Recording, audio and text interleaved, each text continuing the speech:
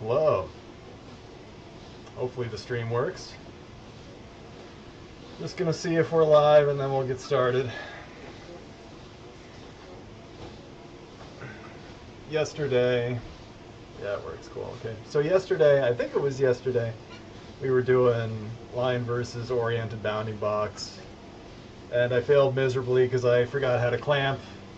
And instead of staring blankly at the screen, I just figured I would stop streaming and research it on my own. And so, I kind of got it working. I'll just start playing it. So, it's not bouncing around. The oriented bounding box can smoothly slide off of stuff. It's working pretty fine. It's nice, it's not bad, but there's still some cases, like you'll see when it slides off this line, it kind of gets caught because of the way that I set up this OBB versus line test. And you'll see in certain circumstances it'll fling itself around. Oops. I mean, it looks fine most of the time. I guess we could say that it works. I mean, it's a little bit wobbly. But in cases like that, yeah, okay. So we just got the snapshot, the right snapshot that we want to see.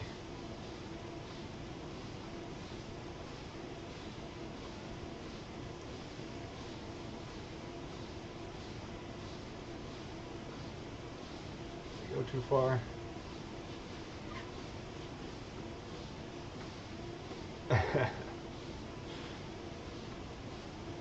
We're nearly there. Yeah, okay, right there. So, it's getting pushed off the endpoint, but then we think that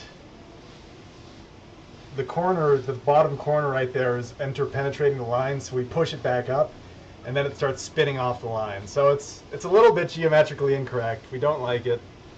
We don't like how that's working. That's also wrong. What the hell? Is that even correct? No. Okay, I must have just drawn the positions wrong. That's weird. It's not reassuring. Yeah. What the hell? Oh, that's because I assumed the line doesn't move. That's an earlier snapshot where I moved the line. Shit, okay, that's just a problem. That's an artifact of my snapshot system doesn't expect that the static geometry like the lines can move, and I never accounted for that. But it looks fine in reality. But as I was saying, it's not correct. It's not perfect. It's not robust enough. And we don't even need to add OVBs, but now I'm deep in the rabbit hole, and I spent all of yesterday getting this far, and then this morning I started, I got it looking all right, but there's still a few edge cases that simply projecting the cube, the square, onto the line isn't good enough. And so I was thinking maybe I'll just use the separating axis theorem. But we can open that up, and the problem with that is that the line has no depth, so you can't really use it as a separating axis. So then I was like, okay, well, what if we make it a capsule instead? Like, what if we use a really, really thin capsule instead for the line? Like, I can shorten it so you can see, like, it's a really thin capsule. It's basically a line, but that'll give us some thickness. And then if you look at it, it's basically still an oriented bounding box. The capsule itself is an oriented bounding box with two circle endpoints. Let me scale up the radius again so you can see the circle endpoints, and then when I collide them, like, you see how they light up. So this is still another case of an OBB versus an OBB. And so even getting a capsule versus an axis-aligned bounding box working, that would still be an OBB versus OBB test. So I think ultimately, no matter what I end up doing, if I want to add capsules into the engine, I will need to have the full separating axis theorem for at least squares.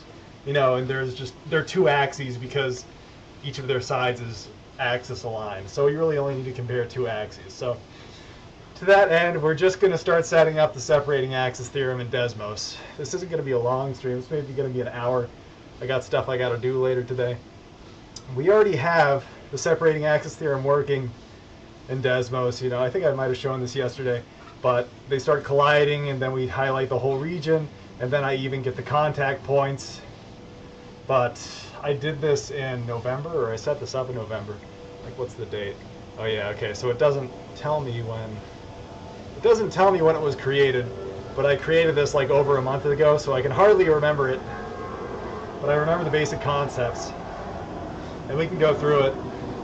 If you don't understand it, we're going to be using these resources, DYN4J. I think he made his own physics engine in some other language, and he explains everything.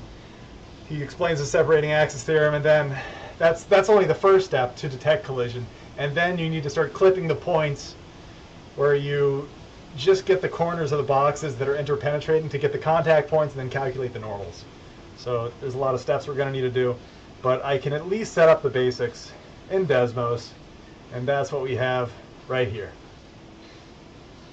So I already set this up. I have the link in the description, I think.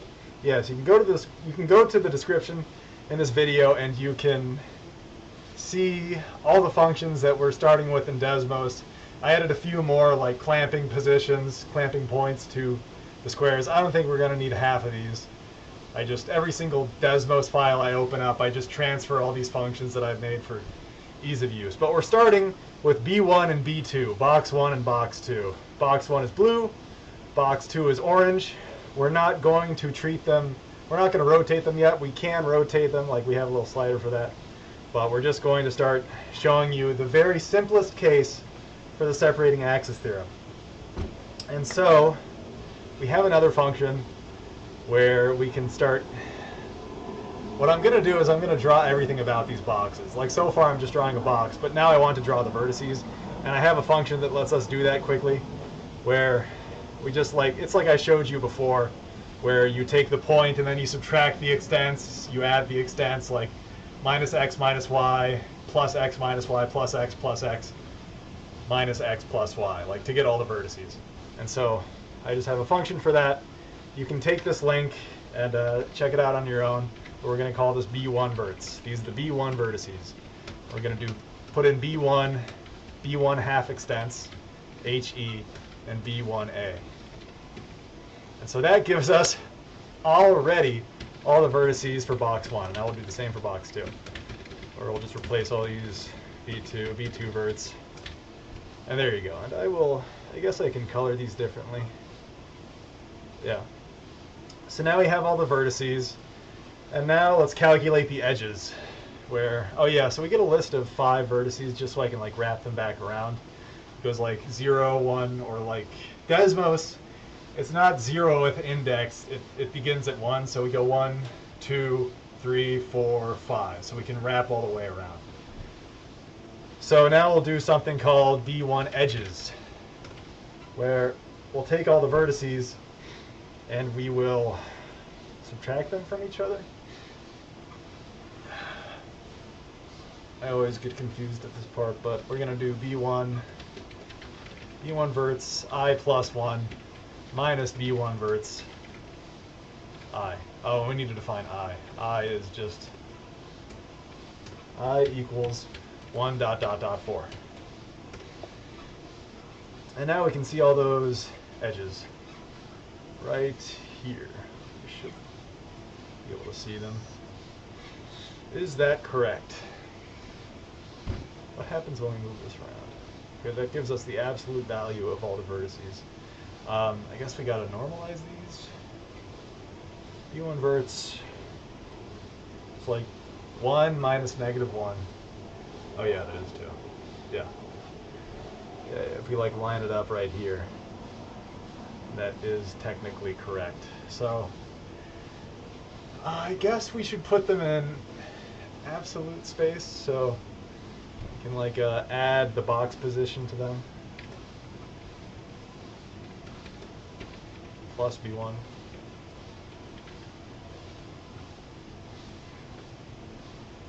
And now they move around with the box.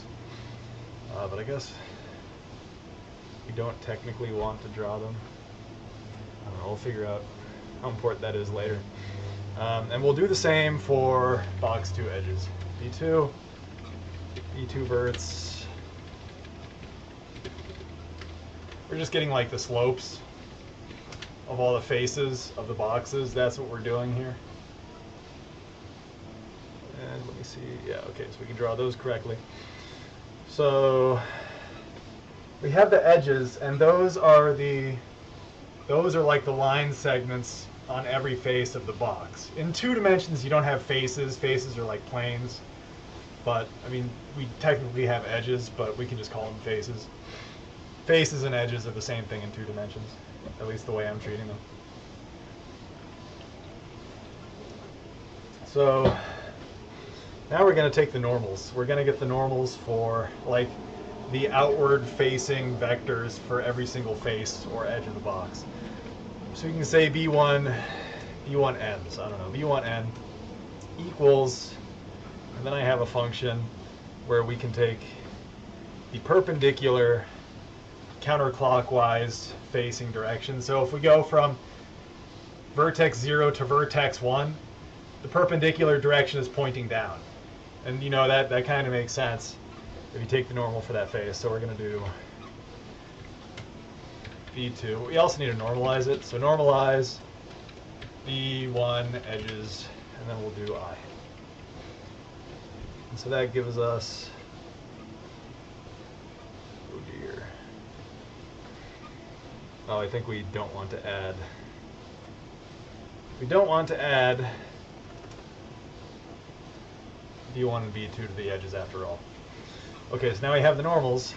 So from here, we can take the center points. So we can do like B1 edge centers, just to make it verbose for you. So we're going to find the center of every single face, and that's as simple as doing B1 edges I times 0.5. And then we can do,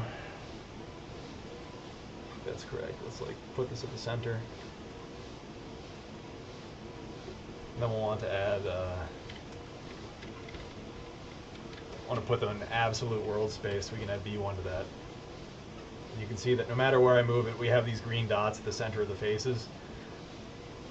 And so from there, we can do F, draw a line, B1 edge centers, going to iterate over all of them. Then to those, we're going to add B1F. And it's wrong. Hey, look at that. Pointing them in the wrong direction for some reason.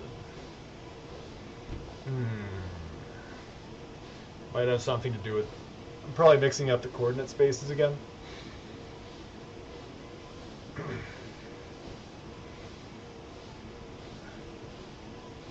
For edge center 1, let's just take like edge center 1 plus B1 normal 1.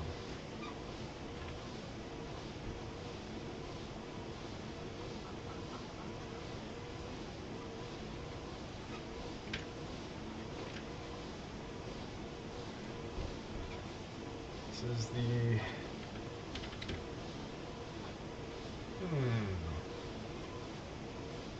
that can't be right. We start with the edges.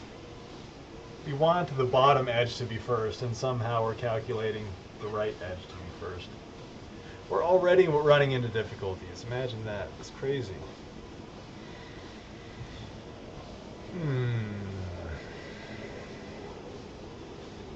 E1 edges. It's going to point down.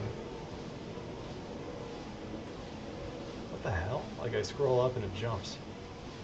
This is orienting.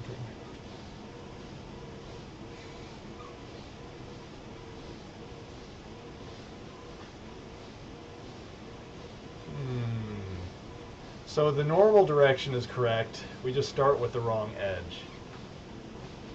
I take B1 edges. And I add B1 to them. Ah! I think I know what the problem is. We need to start at B1 verts I plus, right? Wow. Oh yeah, okay. I didn't need to add B1. Okay. Okay, it's working now. So what I was doing wrong is that I was adding B1 to it instead of... The edges are all based around the origin, and those are just the slopes of the lines. And so, you know, the standard equation for stepping along a line, you start at the beginning of the line, and then you add the slope times t to it. And so in this case, B1 verts is the beginning of the line, we add the slope, which is B1 edges, and then we add t, where t is 0.5, which will give us the center of it. And now you can see that we have the normals of the boxes correctly. So we don't need to draw them so brightly. We can click the gear icon here. Let's like set the transparency to 0.1 or 2.5, so they're just barely visible. I guess that's okay. And then we'll do the same thing for B2. So we have B2 edges. Let's get B1 normals or B2 normals. And then we'll do B2 edge centers. Just copy this over, change it to 2. And then we'll draw the lines as well. B2 normals, B2 edge centers. Yeah, there you go. Cool. So now we have the edges and the normals and the vertices for both of these boxes. And they still work when we rotate. You see that everything rotates together. That's pretty cool. So the whole point of the separating axis theorem is that you're projecting these shapes into essentially one-dimensional space. So you see that the axes of both of these shapes, they're both axis aligned, so they just share the x and y axes. So like when I move them over this way, they're going to be overlapping in the x direction because they essentially share the same x space. Where, like, let's see, can I go to B1 and B2? B1 is at, like, let's just put them at 0 right now. So B1 is at 0, 0, B2 is at 0, 4. So they're not overlapping in the y-axis, but you can see that they do overlap in the x-axis, and we can start projecting them along those axes so you can explicitly see. So we're going to take B1 axes, or we can just do like B1A1, B1 axis 1, and that'll just be the x-axis. So that will be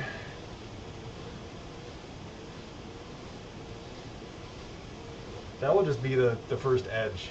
So we take for the first normal. Yeah, that'll be the first normal. So we have B1N. Those are going to be the normals. So we'll do B1N 1. That is the normal that we're projecting to. So we're going to say, we're going to take all the vertices of box 1. So we're going to say box 1 verts dot B1. And then we're going to see that will give us the projections of every single point on that vertex. Or, sorry, on that axis. So I can visualize this for you. We can do B1A1 positions, box 1, axis 1 positions, where then we'll... So this will give us the projection along this axis.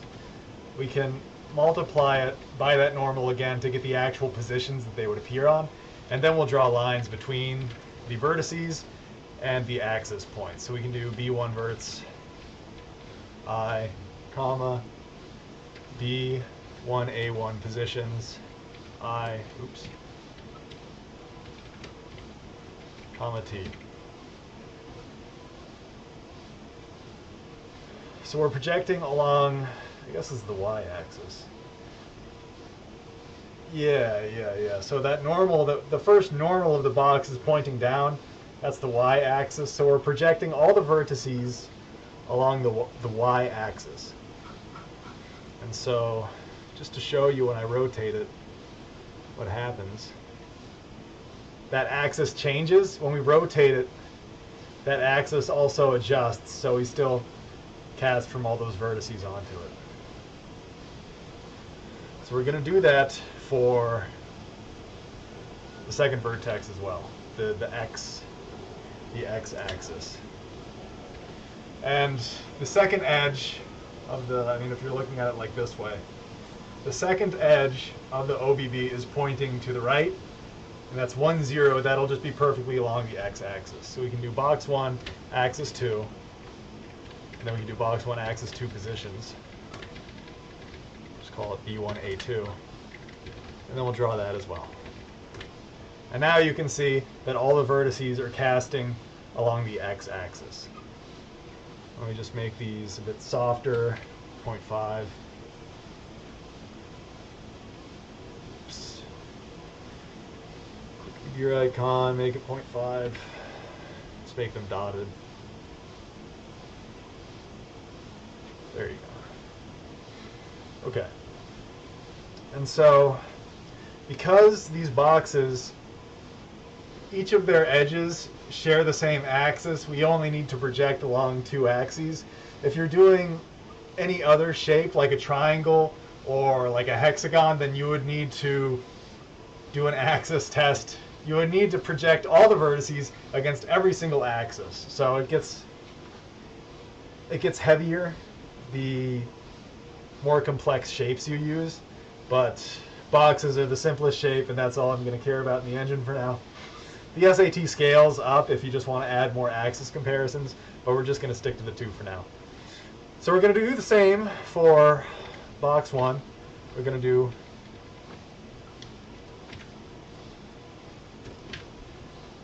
I'm just going to copy a lot of this code. So we're going to do B2A1. I guess that doesn't make much sense. We should probably call it B1 axis, or B1 against B1 axis. So let's rename these actually. Let's do B1 axis, B1 B1A.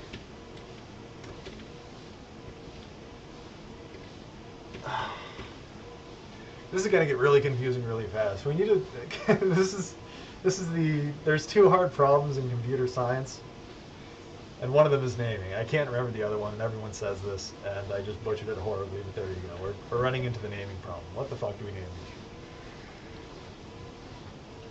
The projection of box, to verbosely name this, do I have like a Notepad++? Okay, whatever that is, cool. So to verbosely name this, we can call it box 1's vertices projected along box 1's first axis, y-axis. Okay, that makes sense. We can call it box 1 projection on box 1 y-axis. So we can B1 y, box 1's vertices projected onto. I want to make this as tight as possible, because typing all of this out over and over and over in Desmos is a huge pain. And we're going to save time here if we can just compress it into something that we can tuck into a little variable name that doesn't make everything super ugly in Desmos.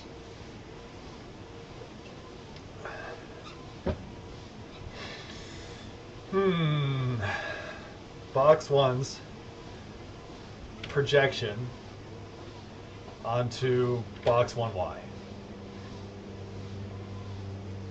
B1, B1y? B1, yeah, okay, how about this? B1 to B1y's axis. That makes sense. That makes sense to me, because each of these boxes has an x and y axis, and of course they're going to be rotated, but you know, locally to that box it's still the x or the y axis, so that's what we're going to keep. B1, B1y. So we're going to rename this B1, B1y. Why not? We're going to call this B1, B1x. And then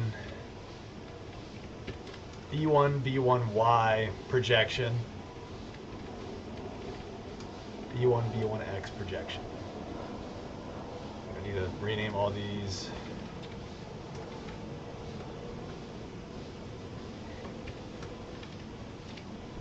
Okay. I think all that should work still.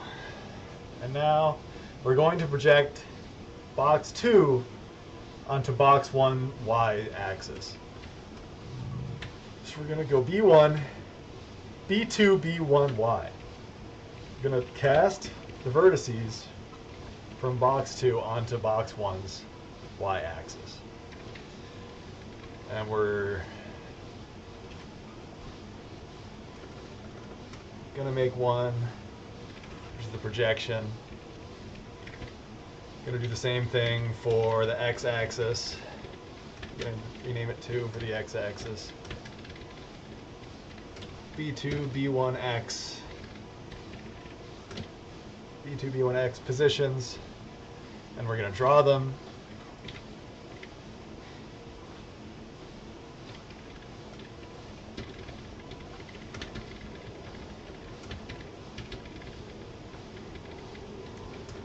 So there you go.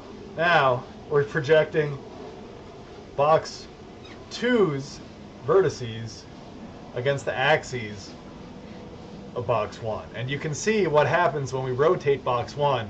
The projections will change as well. You see that? They're still correct relative to the box 1's axis. So box 1's y-axis is pointing this way. And so now we're just projecting every single vertex in that direction, if that makes any sense. I'll rotate it around a bit more.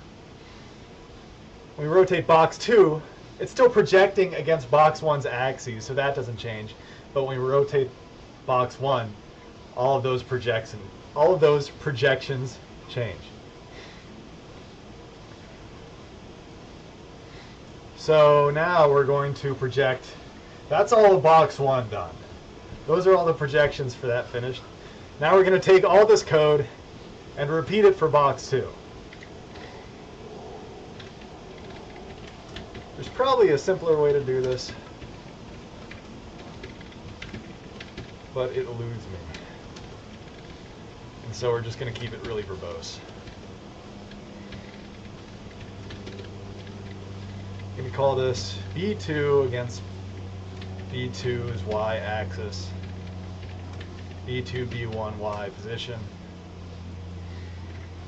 I'm going to do it for the x-axis. Going to call it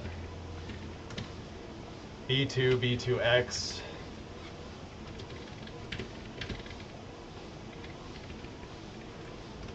Projections. And we're going to draw those. B2, B2x,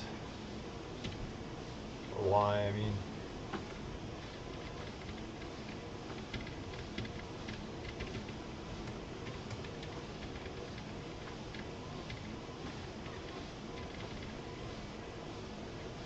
I guess we can color these differently. The pink lines will be the projections against, or I guess we can make them blue. And then we'll make these ones orange for the projections against box 2. We'll need to be careful with color coding everything. Make all these blue.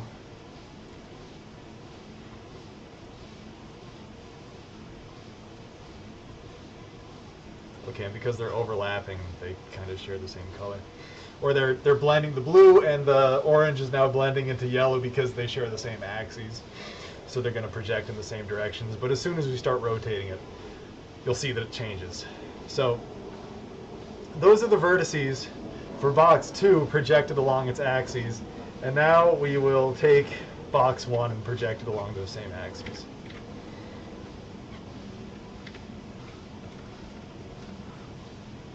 We'll take box 1 vertices, B1, going the same for 2.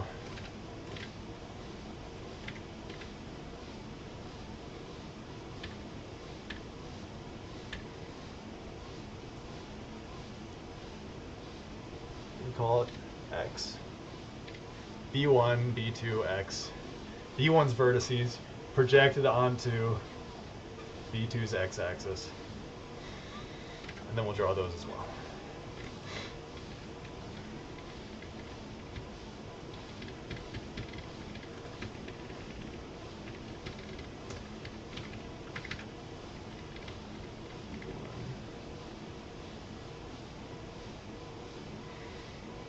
Did I name it wrong? B1, B2. Oh yeah, oops. Gotta get rid of this P. Okay. Okay. So now you see that because they're not rotated at all, because they share the same axes, all the projections line up. But when we rotate one, now you see that the lines explode everywhere. So box 1 is rotated. Its x and y axes are offset. And so you see that all the blue lines that correspond to the projections from both boxes' vertices along box 1's axes, they're all blue. And all the projections from the box's vertices along box 2, they're all orange. And we can rotate box 2. And you can see that those orange lines also change. Cool. Now, why are box 2's lines a bit brighter?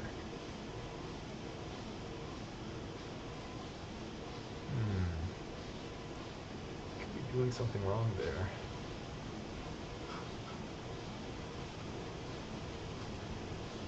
Just want to make sure. Maybe it's just some problem with Desmos?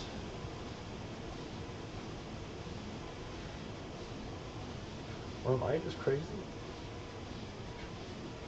Huh. I don't know. You can see they're a bit brighter too, can't you? Whatever, it doesn't matter. It doesn't matter that much. What matters is that they're color-coded correctly. We're going to not rotate them for now. We're going to keep them axis aligned. And now we're going to start overlapping along every single axis. So this part is, I mean, I've done this multiple times, so we're going to take, I guess I could draw this. So now we're going to, what's happening is that, let me like fill this to black. Use paintbrush. Okay, cool.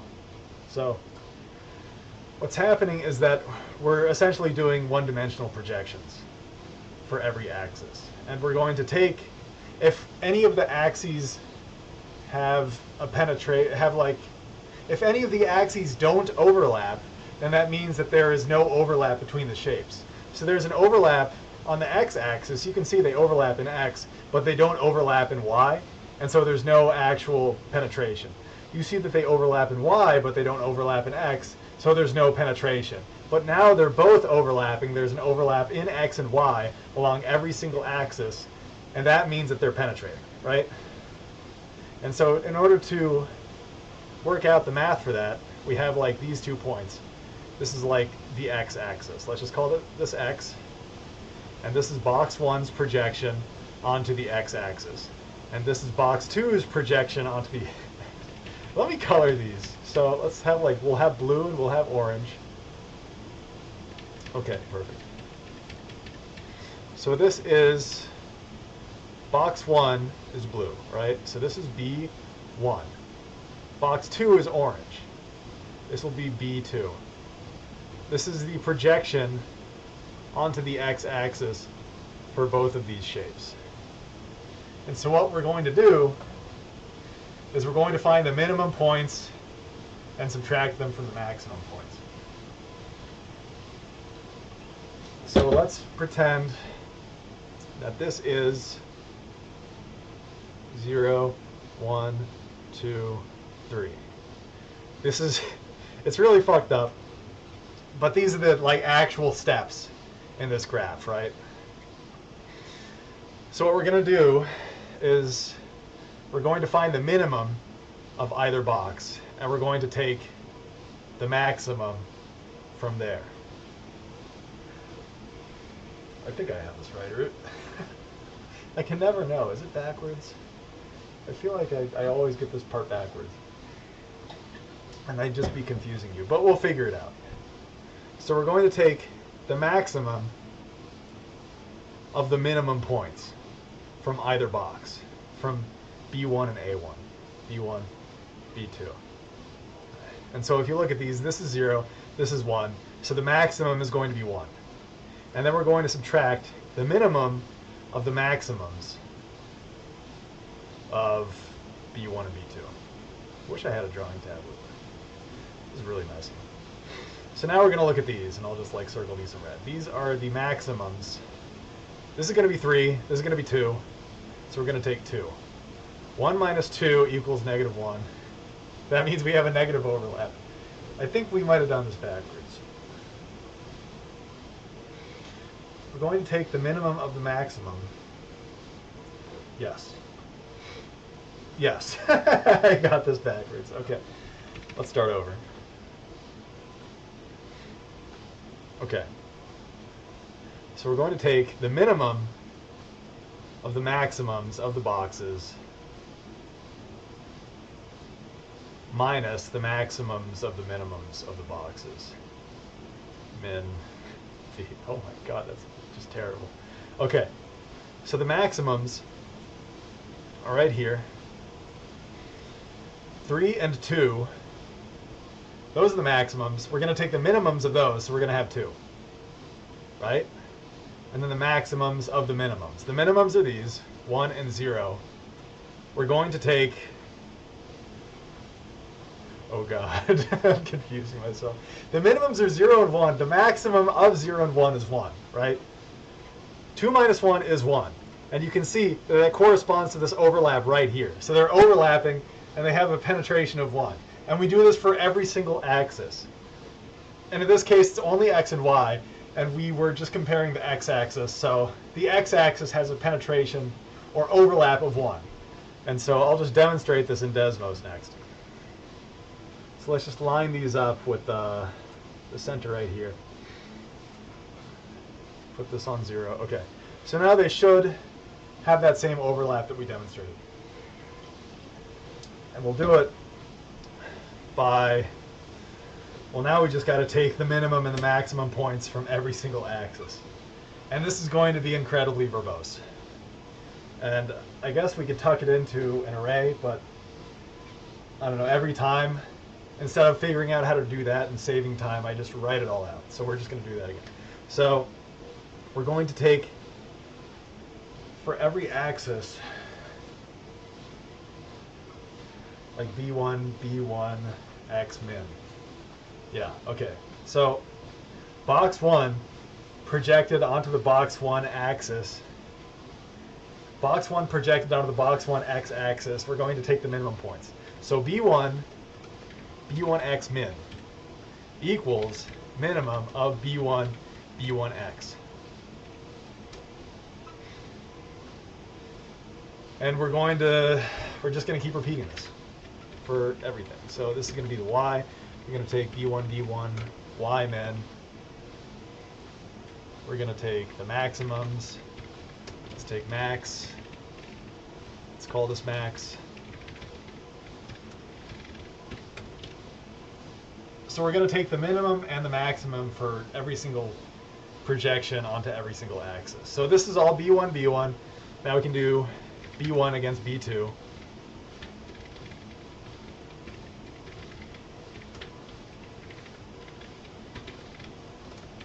Call this min.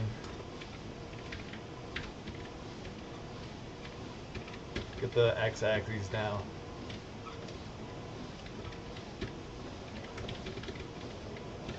Min max, min max. Call this x. So we have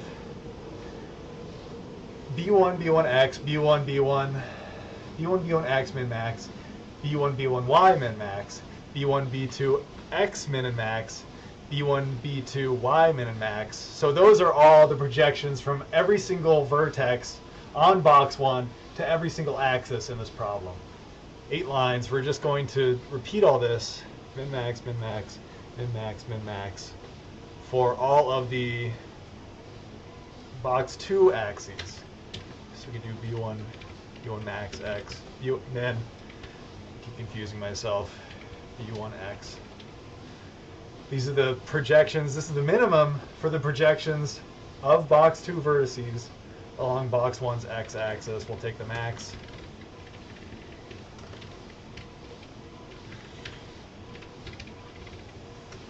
We'll do the y-axis.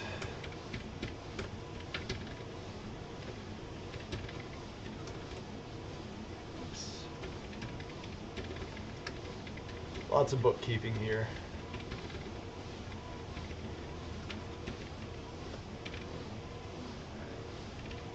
Box 2, x min max, y min max, and then we'll do the projections along its own axes. So now we'll start B1, B2, B2, B2, x min, max, and the y min max.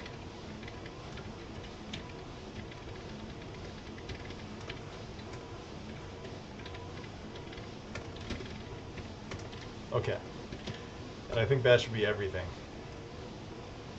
And just to make sure, box 2's projections on box 2y. Is this correct?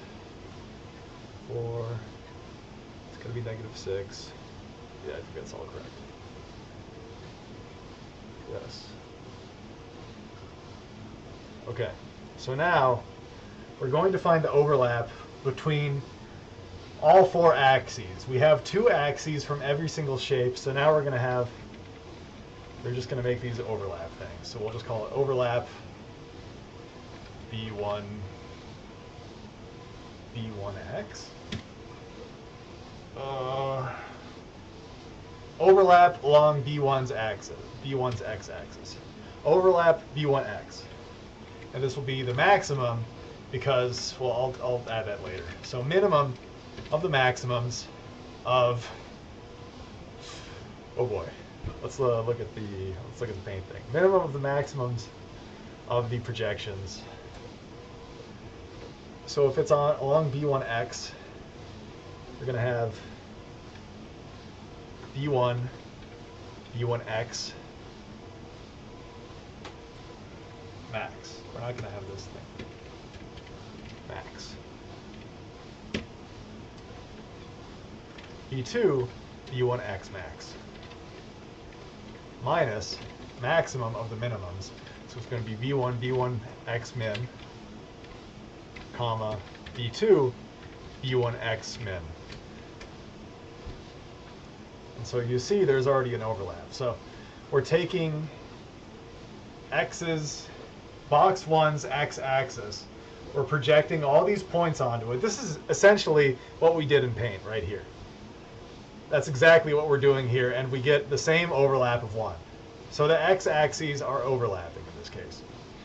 And so when I pull them apart, you can see that they're negative. You can see that value right here. They're overlapping a little bit, so it's 0.12. They're overlapping fully, so it's 2. It's like their entire width. We pull them apart, and then they go negative again. And so we're going to do this for all 4 axes. Or I guess we can make this the y one. So the overlap along box 1's x-axis. It's going to change all these to y.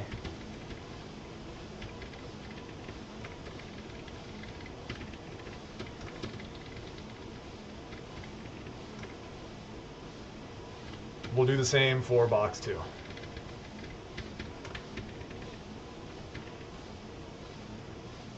Change it to box 2, box 2, box 1, box 2. And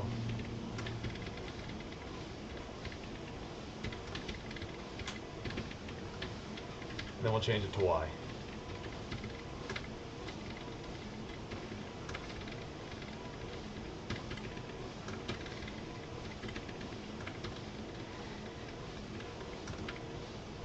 And so, I guess we could, I don't want to do this. Why not copy off someone else's work instead of making your own? Are you on a treadmill? Yes, I'm on a treadmill. we are copying someone else's work. We are using this as a reference, but I've already done it so many times that I at least understand how to set it up, and it's simple enough in this case for just 2 boxes because they all share the same axes. But yes, we are copying. If you want to see what I used originally as a reference, here you go, there's that link, and then for the clipping points, here you go. We're going to do the clipping points tomorrow. Right now we're just setting up the test to see if there is an overlap in the first place. And I think we're at a decent enough. I'll get this finished, and then I'll need to go. I got some plans for tonight. But we're almost at the point where we can detect if there's an overlap between the shapes. So you can see that on the y-axis now, they overlap along B1's y-axis, B2's y-axis. We're going to check if all of them overlap. So I guess we can say that there's an overlap. We'll just call it O, or just call it overlap, or yeah. And we're going to take the minimum value of OB1X, OB1Y, overlap on B2X, overlap on B2Y. So this is, now we're taking the minimum separating axis. And so you can see that they're separating along, I don't know, like where's the minimum separating axis? This is the maximum separating axis. So they're really far apart on the x-axis, and you can see that the minimum overlap is -2. But we move them closer, and now the minimum overlap is in the y direction. Then when they totally overlap, it goes positive. And then we still take the minimum, and they're like minimally overlapping along the y-axis right here, right? Even though they're fully penetrating on the x-axis. So we definitely know there's an overlap. Or now we know that there's an overlap, and it also works when they're rotated, so we can like rotate them both to wild angles.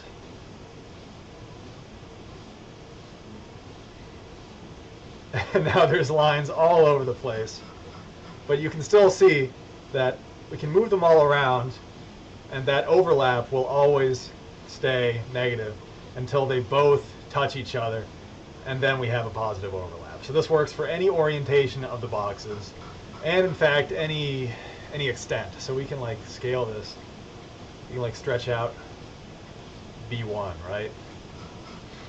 And so we'll go back down here, and I'll move it all around.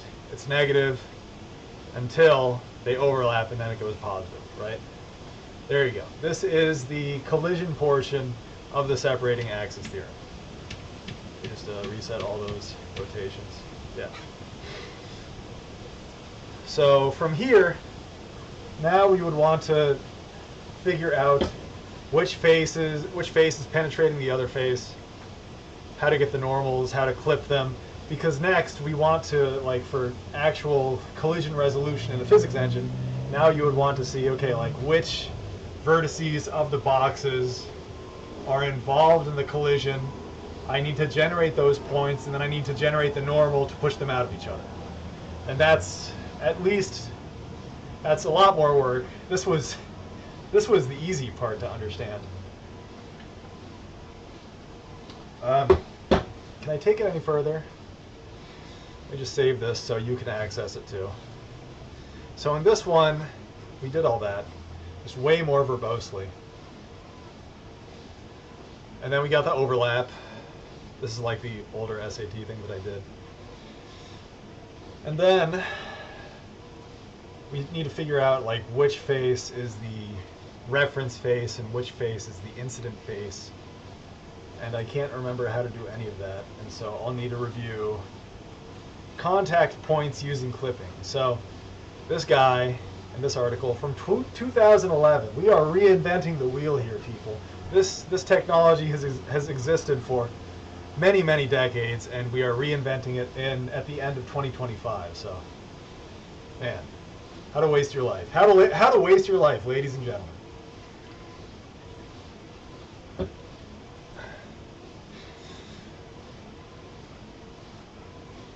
So he has these examples. You have these boxes overlapping. The first step is to get the best edge, or the edges that are involved in the collision.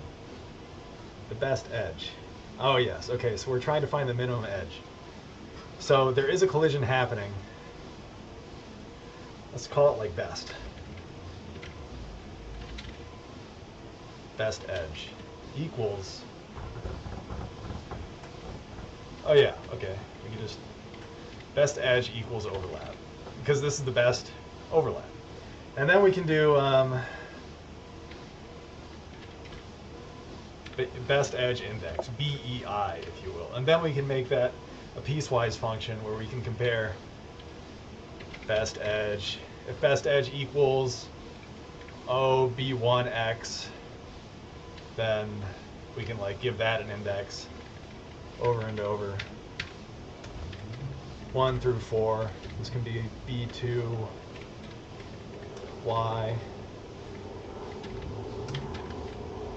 B2X,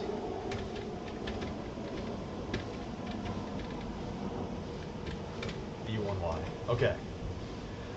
So we've identified the best edge, which is going to be, I mean, it can change. So in this case,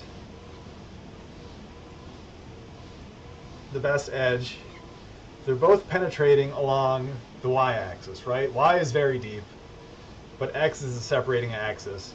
And so the best edge in this case is going to be, we just set it to index 1, but that corresponds in the way that we set it up to axis x is the best direction to resolve the overlap in. These are the minimum penetrating edges. This is the minimum penetrating axis, so we want to choose this to resolve in. If it's the other way around, they're both overlapping on x and y intensely, but now the y-axis is going to be the best one to resolve along. And now it's 2, because in our piecewise function, we defined the y-axis as 2. And I think it's only ever going to be y 1 and 2 because they're both overlapping. Like if we rotate them a little bit, now we can get like different axes. So the minimum separating axis is B2's x-axis in this case, and now it's like the y-axis, or it can be like 1 or 2 or 3 or 4. So you can choose, depending on the orientation of the boxes, you can always determine the axis in which is best to resolve. But in this case, we're just going to keep them both oriented like this. So that's the next step. Highlight the best edges of the shape. Once we've found the edges, we need to determine which edge is the reference edge and which is the incident edge. Ah, yes. And this was very tricky for me when I did this a month ago.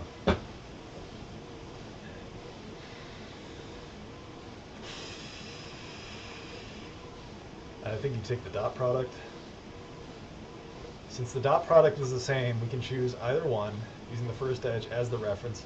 We'll let this example be slightly simpler. So we take the dot product between the edge and the normal. Best edge.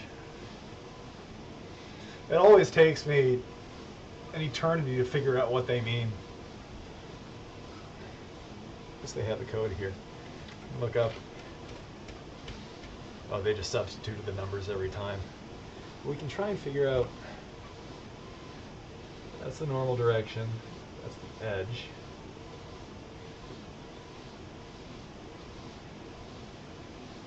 Edge 1. The vector is 4, -1. Okay.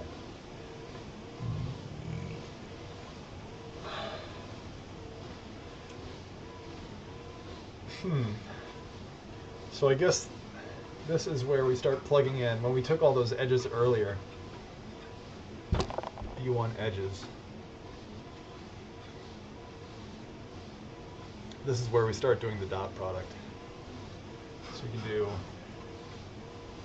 best edge index.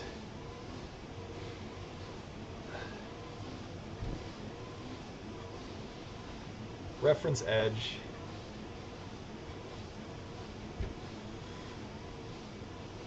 Which edge is the reference edge? How do you know which one is the reference edge? Because you said both of them are the same here.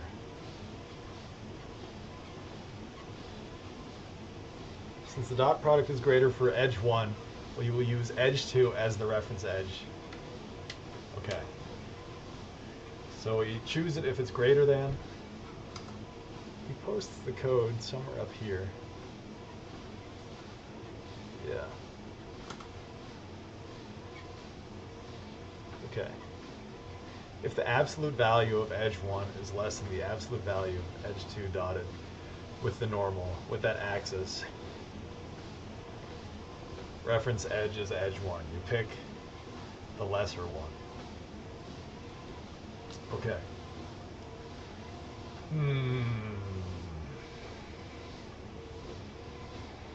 We're going to need to construct a tricky piecewise function for this. We can try and do this, and then I'll have to go. Getting to an hour here.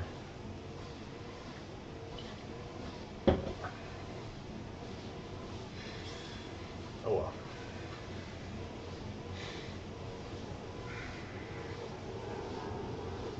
So in this case, the x-axis of edge 1 is the one that we're separating along. And his setup is going to be different from mine.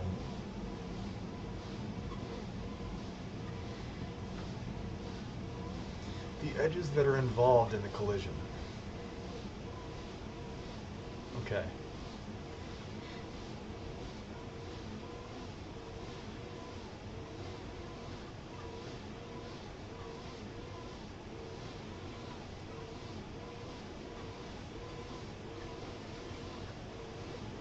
Going to be tricky because then these edges are involved in the collision. This is the best one to separate along, but they're going to be different depending on the orientation of the boxes. So I guess we could just do it for this one. We have edge 1, edge 2, 1, 2, 3, 4. For box 2, it's edge 1, so we'll do B2 edges 2 times the normal, which is in the x-axis. That's B1N1. We'll take the absolute value of this, and the minimum will be the reference edge.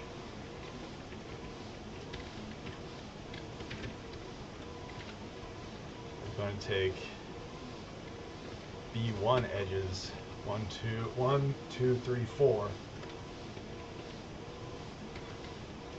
Just compare them. It's going to be 2. It's going to be negative 2. They're both 2, so it doesn't really matter. They're both equal, so we can take either one as the reference edge here. But then it'll change depending on the orientation. So we'll need to come up with a better indexing scheme. How do you pronounce that? Scheme. Scheme? Scheme, yes. We'll need to come up with a better indexing scheme instead of just going 1, 2, 3, 4. Because depending on the edge, we'll need to pick a different edge from the array. And so, running out of time, I got to do some other stuff. But at least we can now determine if any two oriented boxes are overlapping. And the next step is figuring out the correct edge, the correct face, the contact points, the normals, the separation, all that beefy stuff, all that stuff you actually need to feed into the physics engine solver.